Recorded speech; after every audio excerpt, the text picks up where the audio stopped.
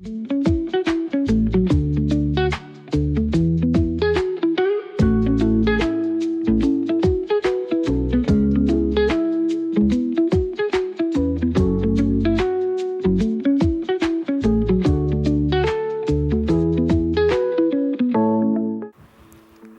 அன்பானவர்களே, உங்கள் யாவரையும் அன்போடு நான் வாழ்த்துகிறேன்.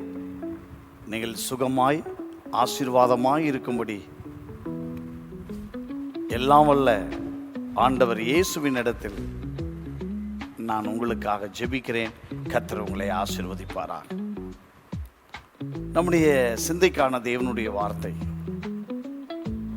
ஓசியாவின் தீர்க்கதரிசன புஸ்தகம் 4வது அதிகாரம் 9வது வசனத்தின் பிற்பகுதி. அவர்கள் கிரியைகளின்படி அவர்களுக்கு பலனளிப்பேன்.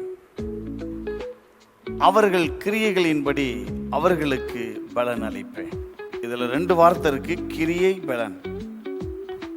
இன்றைக்கு 2வது பகுதியை பெறுவதற்கு நிறைய பேர் போட்டியில் இருக்கிறாங்க. ஆனா இங்க ஆண்டவருடைய வார்த்தை சொல்கிறது, உங்க கிரியைக்கு தக்க பலன் அளிப்பேன். ஒருவேளை உங்களுக்கு பலன் குறைவாக இருந்திருக்கலாம். ஜெபம் பண்ணிட்டு நல்லா செயல்பட ஆரம்பிங்க. சுறுசுறுப்பாக செயல்பட ஆரம்பிங்க. உண்மையாக செயல்பட ஆரம்பிங்க. ஊக்கமாக செயல்பட ஆரம்பிங்க. மனம் தளராமல் செயல்பட ஆரம்பிங்க. தொடர்ச்சியாக செயல்பட ஆரம்பிங்க.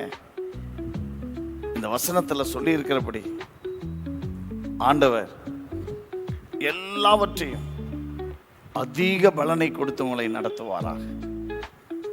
சோர்ந்து போவன், எனக்கு அது இல்லையே இது இல்லையே, இப்படி ஆயிட்ட அப்படி ஆயிட்டேன்னு இல்லை.